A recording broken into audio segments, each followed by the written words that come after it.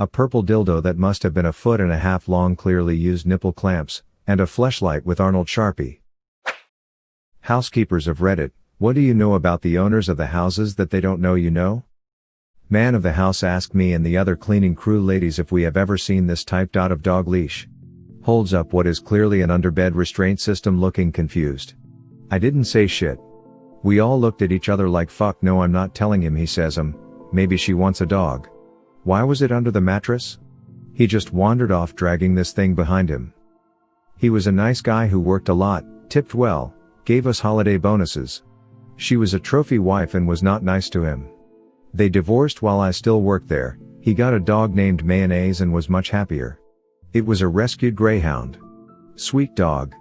I don't live in that town anymore but I hope Mr. Jim is happy still. Where she keeps her dildos. It's not obvious. One day I noticed that whenever I used the toilet the water was barely enough to send away my deposit, so I opened the water tank to adjust it and I found not only one but several. Well, they are waterproof, I thought. I'm a nanny. The last family worked for I overheard the dad calling his insurance asking if a certain rehab was covered. He talks loud naturally. I heard what he was going for and everything. Nobody knew, not family, not friends. Just me and them. They never knew I knew. Not a housekeeper but a nanny. A family once took me on vacation with them so I could watch their kids while they'd go out and explore the area. That week, my bed was the couch in the living room. It's late at night, the kids are sleeping, I'm laying on the couch and the parents get back. The dad says, "Is she sleeping?" referring to me. I didn't say anything, so apparently, he assumed yes. He then started farting very loudly. Buddy of mine used to clean houses with his mom. He told me about this one massive mansion they would clean and how there were no mirrors in the entire house. There also weren't a lot of windows, and if there were, they had thick drapes. He met the family only once and told me they were very pale and quiet people. He worked for fucking vampires. Our maid service found our positive pregnancy test in the bathroom trash, after presumably finding negative pregnancy tests in the bathroom trash for the previous 12 months. Left us a nice little congratulations note on my wife's nightstand. Dog walker, here. I was dog sitting for an older work friend once and saw her days sober calendar. I was simultaneously sad, because I had no idea she was struggling, and happy for her because she had almost a full month marked off. I'm not a housekeeper but my late aunt used to be. One of her clients, who was fairly well-to-do, had a whole closet full of genital-themed toys. And when I say toys, I'm not using a euphemism for sex enhancement items or anything like that. Literal genital toys. Wind-up penises with googly eyes on them, Pez dispensers shaped like the most browsed pages of a skin mag. I suspect these weren't official Pez brand, rather risque variants on Pin the Tail on the Donkey, a Nerf-like gun that fired foam phalluses. My cleaning guy caught me leaving the house once. Said he knew I smoked pot because he'd find stuff for it a lot and asked if he could find me some for a camping trip with his wife. I freaked a little after he just said, "I know you do marijuana." I was like, am I catching a lecture? I grew up in a house with a trap door in the pantry floor that led to a bricked-in cell in the basement. The house was built in the early middle 19th century in an area that became known for underground railroad traffic and then as a prohibition smuggling route, so I'm sure that little room had some history to it. Unless you guys know more about my house than the people from the university that came and checked out the house, please stop telling me it's a cellar or root storage. It isn't. I just worked in a house a few months ago that had this $10 million mansion built in the late 1800s. They started in the kitchen/servants' quarters and ran behind the walls, coming out in each room with staircases that went up to the second floor and down to the basement. Some of them were sealed off, but the ones in the living room, master bed and basement still had their functioning pocket doors. It was really awesome and made me feel like a kid again exploring them. My friend who cleans houses said she once had a girl who left dirty pads all over her room. She refused to clean it. Honestly, everything. I worked in a house manager/butler type of position, and there is nothing you don't find out eventually. The trajectory of the toothpaste droplets on the mirror would tell me which of the women had spent the night. I knew passwords to computers, alarm systems, bank accounts and safes that I hadn't necessarily been provided with. Drugs, kinks, medical history, sordid family secrets, skeletons in the closet, you name it. I think that's the reason salaries get obscene if you stay long enough. Your silence is literally golden. A whole lot. My favorite story is this old couple. Mid-70s, inseparable, and couldn't be sweeter if they were covered in sugar. The lady would always leave me a cooked lunch for when I came over, and explicit instructions are written on the top of the cling wrap for how long to microwave it. Their house was just a few steps down from a mansion. 5 bedrooms, 4 bathrooms. It usually took a good 3 hours just to finish all the vacuuming and dusting. One day they had a room closed and locked that had always been open before. Their treadmills and old people dumbbells were in there. No note or anything on the door about leaving it alone, and since I had a universal key, I didn't give it a second thought and went in. Didn't find anything unusual apart from a largish box on the treadmill. Picked it up to dust off, and the bottom gives way. Out fall about 10 different sex toys. A purple dildo that must have been 1.5 feet long, clearly used nipple clamps, and a fleshlight with Arnold Sharpie on it were among the things I had to very carefully put back in the box to place it elsewhere. Dusted the room and vacuumed it, trying the whole time to erase the contents of that box from my memory. I finished that up and feeling a bit peckish, decide to take that time to go eat lunch. 2 chicken breasts with a side of celery greeted me in the dining room. The cling wrap had 2 notes on it, the first of which reads microwave for 1:30 on high, sauces in the fridge. The second, which was clearly written very hastily by the husband, reads you should have put a serious tag on this question. A former roommate. She complained her bathroom sink wasn't working right, could I please call plumber, she wasn't gonna be home. I went into her bathroom to see if I could clear the drain, and see 4 used bloody tampons stuck to the floor around the toilet. Clothes everywhere. Total mess. This is the same roommate that left a bowl of chili under her bed. We noticed flies, filled with dread. We go into her room. Yep, bowl of maggots and hordes of flies. Multiple generations of flies. We kicked her out. Working in hotels is similar to cleaning someone's house because those comfortable will lay it out for you. You can tell if someone is messy or tidy at home, how well they take care of their things, what they eat, how much they drink, what medical problems they may have, and if you get the chance to meet them you can piece together why they live the way they do by telling their stories.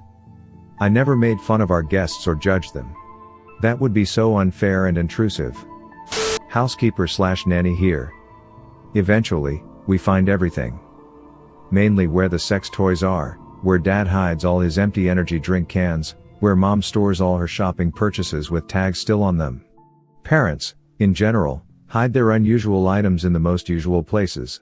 Simple boxes in bedroom drawers, in random linen closets, mostly readily able to find and just out of the way. I've helped move several families and doing the checks for packing has gotten some interesting results. We know when the parents are tired and don't want to come home. We know sometimes the bar trips the parent takes before coming home. We know schedules that they say are the reason aren't really the reason. We know personal preferences they have over the years to any random assortment of things. Seriously, who buys mayo to put on everything as their condiment of choice?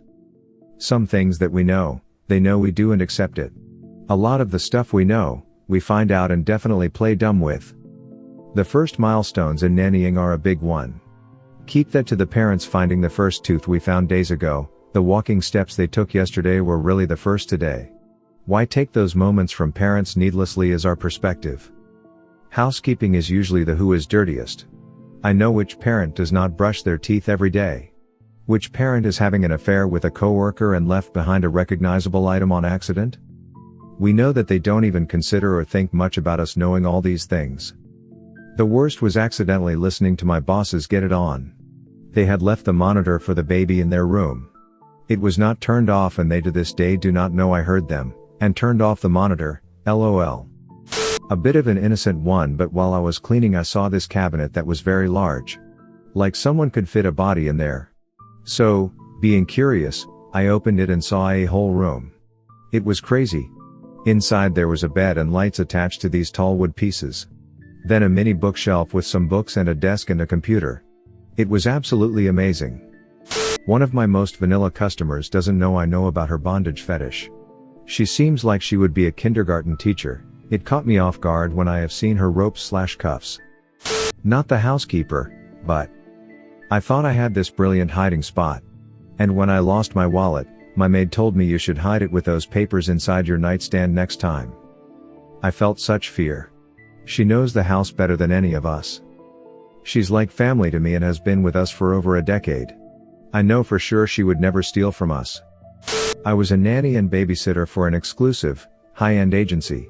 I am trying to choose a story. I have hundreds. I guess I'll go with this one. One of my regulars was a literal math genius in one of the best universities in the country. Her apartment was across from the dorms. Aside from sleeping with her students, and others she'd pick up on casual encounters, she showed me her toy collection, which was extensive, and gave me a set of binoculars and asked if I wanted to join her on Saturday night when she liked to watch the kids having sex in their dorm rooms. I politely declined. Maybe I made a face or something because she tried to make me feel more comfortable by asking me if I'd like a drink. I accepted. Normally I'd say no, but I had to ask her something relating to her kids. I don't remember what. Anyway, we sit on the couch and she pours me some wine and then says, "I know," with a big smile. She stood up. I got a little nervous. But then she headed to the piano and started playing Scott Joplin's Maple Leaf Rag. And that was that night. Once cleaned a house for a woman that worked from home. It was a huge house and there she was at her desk on the phone.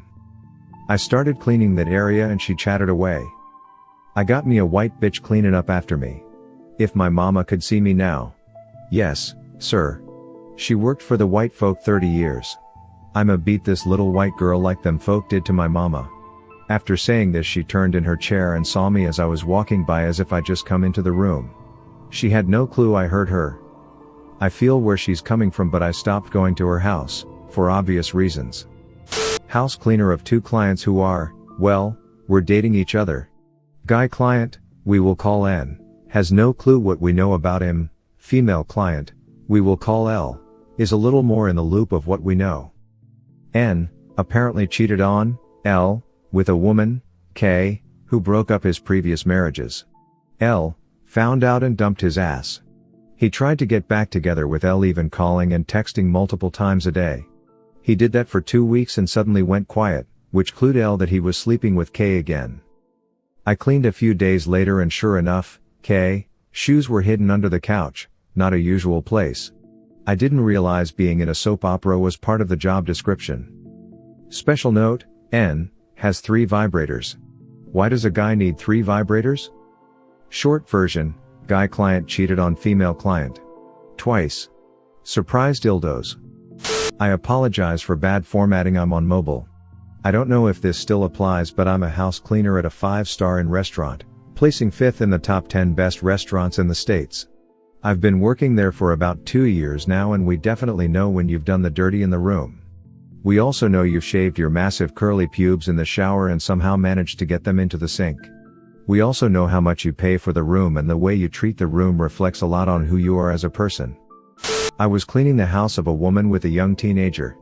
His room used to be in the basement, but she said he kept sneaking out at night, so she moved him upstairs. I was cleaning his room and found condoms under his lampshade when I was dusting, and some pictures of a girl fell out of his Harry Potter book.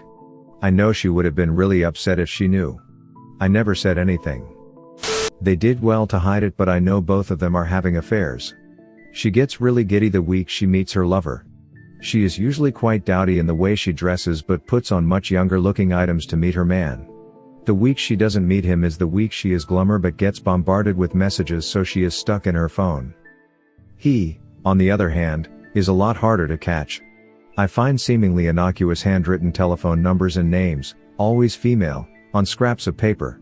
He has a professional that works all over the world and travels a lot and has a massive network, so it is part of the job. However, in his bin, wrapped in tissue paper, I'll find a torn off a section of the paper with a room number and presumably time written on it.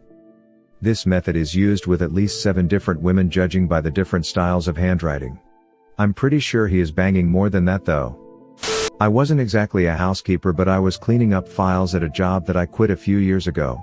Within a week, I found out that the owner never paid any of her bills and used government funds, that was supposed to go to the adult care center she ran, to buy herself expensive cars and houses that she shouldn't have been buying in the first place. That she got a DUI. Typical religious white-collar family, husband, wife, and 14 kids.